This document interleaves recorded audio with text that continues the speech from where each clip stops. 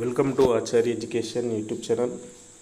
ఈరోజు హెచ్డబ్ల్యూఓ జరిగినటువంటి పేపర్ 1 సంబంధించినటువంటి ప్రశ్నలు స్పష్టంగా మనకు ఒక 50 పైన తెలిసినాయి. వాటికి సంబంధించినటువంటి మనం డిస్కషన్ చేద్దాం. మొదటి ప్రశ్న, తెలంగాణలో బీడీ కార్మికులకు ఇవ్వవలసిన పెన్షన్ రూపాయలు అనేటువంటి ప్రశ్న వచ్చింది. అంటే కాంగ్రెస్ ప్రకటించినటువంటి 6 హామీల్లో ఆ 6 హామీల్లో బీడీ కార్మికులకు ఇవ్వవలసిన పెన్షన్ ఎంత ఇవ్వడం జరుగుతుంది? 1000, 2000, 3000, 4000 ఆప్షన్ ఇవ్వడం జరిగింది. ఇది బీడీ కార్మికులకు సంబంధించి ఇవ్వాల్సిన పెన్షన్ రూపాయలు. తర్వాత సెకండ్ క్వశ్చన్, ఆరోగ్యశ్రీ కోసం 10 లక్షలు అనేటువంటిది ఏ పథకంలోనిది? మనకు తెలంగాణ కాంగ్రెస్ వాళ్ళు ప్రకటించినటువంటి దానికి సంబంధించి బీడీ కార్మికులకు పెన్షన్ ఎన్ని రూపాయలు వస్తాయని ఒక క్వశ్చన్ తీసుకుంటే 10 లక్షలు అనేటువంటిది పథకము, ఆ పథకానికి సంబంధించినటువంటి పేరు ఏంటి అనేటువంటిది ఇవ్వడం జరిగింది. ఇక తర్వాత నెక్స్ట్ ఇంకో క్వశ్చన్ ఏమి ఇచ్చారంటే రైతు బీమాకు సంబంధించి ప్రశ్న రావడం జరిగింది. రైతు బీమా చేసి తెలంగాణలో ఏమంటారు? రైతు బీమానే ఆన్సర్. ఈ విధంగా రైతు బీమాకు సంబంధించి ప్రశ్న రావడం జరిగింది. తర్వాత తెలంగాణ నృత్యం ఇది మనకు పేరిని నృత్యం, శివతాండవానికి సంబంధించినటువంటిది. తెలంగాణ నృత్యం ఏమిటి? తర్వాత ధూళికట్ట ఏ జిల్లాలో ఉంది? తెలంగాణ ప్రాంతంలో ధూళికట్ట ఏ జిల్లాలో ఉంది అనేటువంటి ప్రశ్నలు. ఒకటి పెన్షన్ సంబంధించినటువంటివి, రెండవది 10 లక్షలు ఏ పథకానికి ఆరోగ్యశ్రీ కోసం 10 లక్షలు ఏ పథకంలో సంబంధించినవి, తర్వాత తెలంగాణ నృత్యం ఏంటి, తర్వాత ధూళికట్ట ఏ జిల్లాలో ఉంది. తర్వాత 5th క్వశ్చన్ తీసుకుంటే తెలంగాణలోని జిల్లాలు స్థలాలకు సంబంధించి ఇవ్వడం జరిగింది.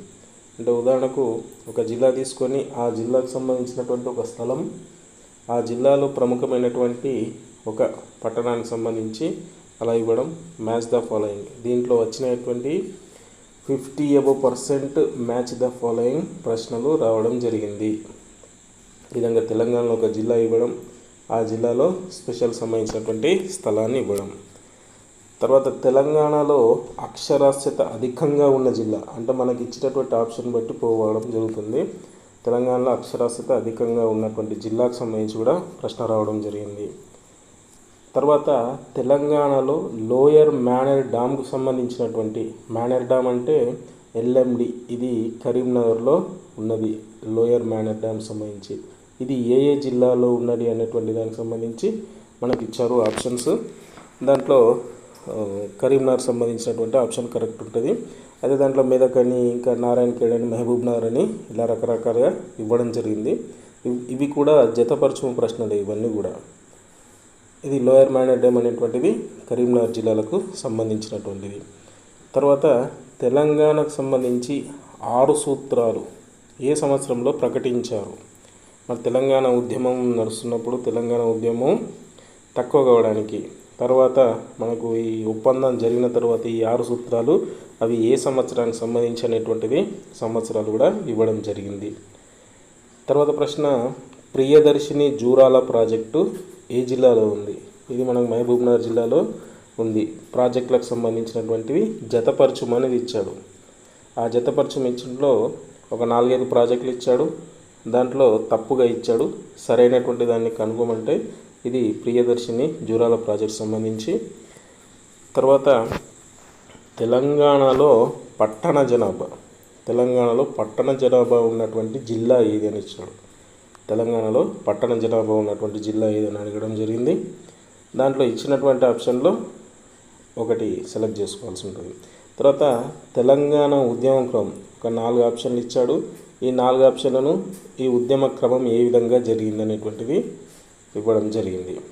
తర్వాత ఆది హిందూ జాతోభ్యున్నతి అనేటువంటిది ఆది హిందూ జాతి అంటేనే మనకు భాగ్యారెడ్డి వర్మ అనేటువంటి వారు గుర్తుకు రావడం జరుగుతుంది. భాగ్యారెడ్డి వర్మ ఆది హిందూ జాతిని స్థాపించడం జరుగుతుంది. ఇది ఆది హిందూ జాతిని స్థాపించింది. తర్వాత నెక్స్ట్ ప్రశ్న, భాగ్యరెడ్డి వర్మ స్థాపించినటువంటి అంశాలు. భాగ్యరెడ్డి వర్మ ఏ పాఠశాలలు కానీ హాస్టల్ కానీ స్థాపించాడు, సరైనది కానిది అనేటువంటి కూడా దాంట్లో కూడా యాస్టీజ్గా మళ్ళీ వరుస క్రమానికి సంబంధించినటువంటిది అడగడం జరిగింది. తర్వాత ప్రశ్న, early child education ECE, early child education అంటే ప్రీ స్కూల్కి సంబంధించినటువంటి వారికి జరగాలని, ఎడ్యుకేషన్ జరగాలని, 6 సంవత్సరాలలోపు 3 నుంచి 6 సంవత్సరాలలోపు విద్య జరగాలని చెప్పింది ఎవరు? ఇది మనకు యునెస్కో చెప్పడం జరిగింది.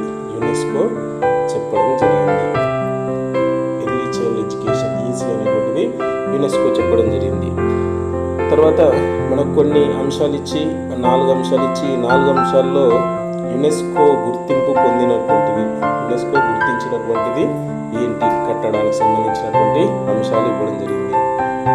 తర్వాత భారతదేశానికి సంబంధించి తీసుకుంటే నదులు, తీర ప్రాంతాలు ఇవ్వడం జరిగింది. ఏ నది ఒడ్డున ఏ ప్రాంతం ఉన్నది అనేటువంటి దీంట్లో సరైనటువంటిది మళ్ళీ ఆప్షన్స్ పెట్టాల్సి ఉంటుంది. దాంట్లో కృష్ణానది ఒడ్డున ఉన్నటువంటి పట్టణం ఏంది, కేరళ ఏంది, తపతీ నది ఒడ్డున్నటువంటి పట్టణం ఏంది, ఇలాంటి మనకు ఇవ్వడం జరిగింది నదులు, తీర ప్రాంతాలకు సంబంధించి. తర్వాత నెక్స్ట్ ప్రశ్న, భారతదేశంలోని ఉద్యానవనాలు, పార్కులకు సంబంధించినటువంటి ప్రశ్న కూడా రావడం జరిగింది. దీంట్లో కూడా సేమ్ యాస్టీజ్గా మళ్ళీ 4 ఆప్షన్లు ఇచ్చి దీంట్లో సరైనటువంటిది ఏది జతపరచండి. గిర్ పార్కుకు సంబంధించి వచ్చింది. తర్వాత పన్నా, ఇలాంటి 2-3 పార్కులకు సంబంధించినటువంటి రావడం జరిగింది. నెక్స్ట్, తలసరి ఆదాయం అనేటువంటి భావన ఏంటి, తలసరి ఆదాయం అంటే ఏమిటి అనేటువంటి వాటికి సంబంధించి కూడా ప్రశ్న రావడం జరిగింది.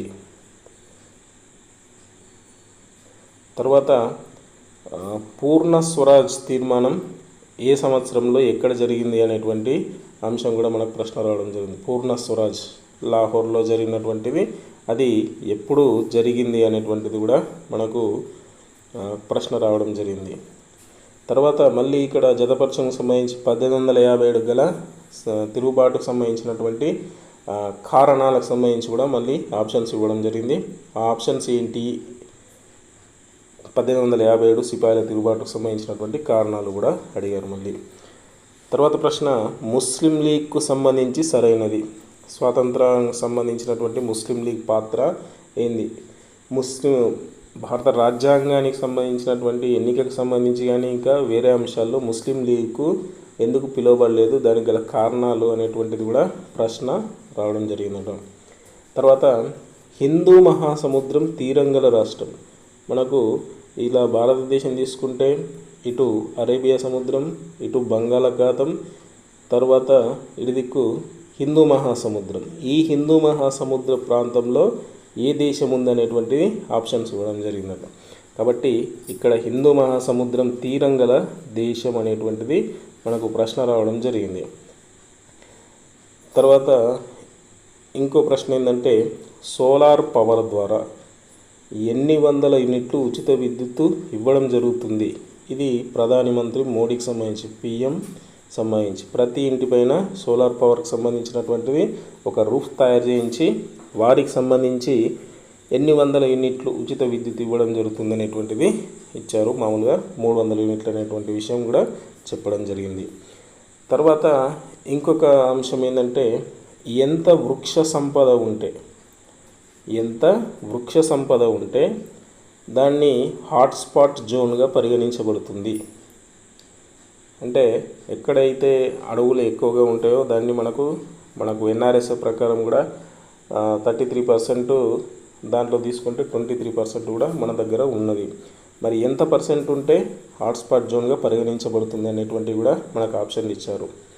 తర్వాత ప్రపంచీకరణ అనేటువంటి భావనకు సంబంధించినటువంటి మనకు చాలా పెద్ద లెంతీ క్వశ్చన్స్ చాలా ఉన్నాయి. ఒక క్వశ్చన్ చదవడానికి సుమారు 2-3 నిమిషాలు పడుతుంది క్వశ్చన్ అర్థం చేసుకోవడానికి. ఆ విధంగా ప్రపంచీకరణ అంటే ఏమిటనేటువంటి ప్రశ్న కూడా రావడం జరిగింది. తర్వాత 20 డిగ్రీల ఉత్తరాక్షాంశం గల ప్రాంతం ఏందని ఇచ్చారు. 20 డిగ్రీల నార్త్కి సంబంధించి చాలా టఫ్ క్వశ్చన్. మనకు గ్లోబ్లో తీసుకుంటే గ్లోబ్లో 0 డిగ్రీ అక్షాంశం నుంచి 20 డిగ్రీ ఉత్తరాక్షాంశం దగ్గర మనకు ఏమేమి ఉన్నాయనేటువంటి వాటికి సంబంధించి మనకు పాయింట్స్ ఇచ్చారు. ఇవి ఎలా జీకేలో కూడా దొరికాయి. అది మ్యాప్ పాయింటింగ్ ద్వారానే అవి కనుగొనడానికి అవకాశం ఉంటాయి. 20 డిగ్రీ ఉత్తరాక్షాంశం వద్ద ఏమేమి ఉన్నాయని ఇవ్వడం జరిగింది. తర్వాత ప్రశ్న పాకిస్తాన్కి సంబంధించినటువంటి మనకిప్పుడు కొత్తగా వాళ్ళకి సంబంధించి కొత్త ఉన్నటువంటి కొత్త దేశాలకు సంబంధించి అధ్యక్షులు ఎవరెవరు ఉన్నారో వారికి సంబంధించి ప్రశ్న అడగడం జరిగిందట. పాక్ ప్రధానమంత్రి అధ్యక్షుడు సంబంధించినటువంటి 2 ప్రశ్నలు రావడం జరిగింది. పాక్ ప్రధానమంత్రి ఎవరు, పాక్ అధ్యక్షుడు ఎవరు అనేది. తర్వాత ఇరాన్ ప్రధానమంత్రికి సంబంధించినటువంటి కొత్త ప్రధానమంత్రి అధ్యక్షుడు దానికి సంబంధించినటువంటి ఎవరు ఎన్నిక కావడం జరిగింది. తర్వాత అర్జెంటీనా అధ్యక్షుడికి సంబంధించినటువంటి ఎవరు ఎన్నిక కావడం జరిగింది. తర్వాత రష్యాకు సంబంధించినటువంటి ప్రస్తుత పరిస్థితులు వివరాలు ఏ విధంగా ఉన్నాయనేటువంటి ప్రశ్న కూడా రావడం జరిగింది. తర్వాత నెక్స్ట్ క్వశ్చన్, దక్షిణ చైనా సముద్రానికి సంబంధించినటువంటి వివాదాస్పదమైనటువంటి అంశాలు కింద ఇచ్చి అవి ఏవి సరైనవి ఏవి కావు అనేటువంటిది ఇవ్వడం జరిగింది. తర్వాత సమానత్వాన్ని సూచించేది అనేటువంటి దానికి సంబంధించి స్పెషల్ ఒక ఆర్టికల్ ఇచ్చారు. తర్వాత ఇంకొక ప్రశ్న సమానత్వ భావన అనేటువంటిది కూడా ఇవ్వడం జరిగిందట. సమానత్వ భావనకు సంబంధించినటువంటి సూచించింది ఎవరు అని కూడా ఇవ్వడం జరిగిందట. తర్వాత జాతీయ గీతం ఎప్పుడు ఆమోదించబడింది, ఇక్కడ మనకు సంవత్సరాలు ఇచ్చాడట. ఏ జాతీయ గీతం ఎప్పుడు ఆమోదించబడింది అనే దానికి సంబంధించి సంవత్సరాలు. తర్వాత వివిధ రకాల ప్రణాళికలకు సంబంధించి సుమారు 5 క్వశ్చన్లు వచ్చినాయి. ప్రణాళికలకు సంబంధించి సుమారు 5 ప్రశ్నలు రావడం జరిగింది. తర్వాత రాజ్యాంగం రచించబడినప్పుడు ప్రకరణలు షెడ్యూళ్ళు ఎన్ని ఉన్నాయి, ఈ ప్రశ్న రావడం జరిగింది. రాజ్యాంగం రచించబడినప్పుడు అంటే ఆమోదించబడినప్పుడు ఎన్ని ప్రకరణలు ఎన్ని షెడ్యూళ్ళు ఉన్నవి. తర్వాత గాంధీజీ చేసినటువంటి ఉప్పు సత్యాగ్రహానికి సంబంధించినటువంటి ఉద్యమం ఏది. తర్వాత బ్రిక్స్కి సంబంధించి 4 ప్రశ్నలు, G20కి సంబంధించి 4 ప్రశ్నలు, సార్క్కి సంబంధించి 2 ప్రశ్నలు వచ్చినాయి. నెక్స్ట్ క్వశ్చన్, కంప్యూటర్లో వచ్చినటువంటి పరిణామాలు అంటే డబ్ల్యూడబ్ల్యూ ఫస్ట్ స్టార్ట్ అయిందా, ఇంటర్నెట్ ఫస్ట్ స్టార్ట్ అయిందా, తర్వాత Google search engine first start అయిందా అనే దానికి సంబంధించినటువంటి పరిణామాలు ఎట్లా ఉన్నాయనేటువంటి ప్రశ్న రావడం జరిగింది. తర్వాత పైథాన్ SQL అనేటువంటి దేనికి సంబంధించినటువంటి అని అడగడం జరిగింది.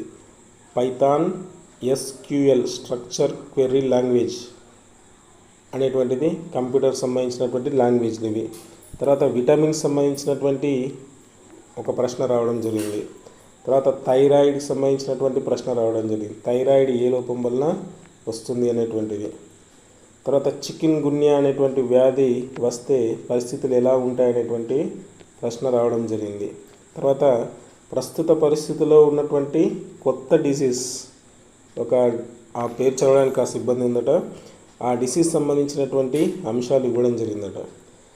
తర్వాత పిల్లలకు ఇచ్చేటువంటి టీకాకు సంబంధించి BCG అండ్ MR అనేటువంటి మీజల్స్ అండ్ రుబెల్లా వీటికి సంబంధించినటువంటి ఆర్డర్ ఏది అని కూడా మనకు అడగడం జరిగింది. BCG వ్యాక్సిన్ MR వ్యాక్సిన్ సంబంధించినటువంటి ఆర్డర్ ఏది అని అడగడం జరిగింది.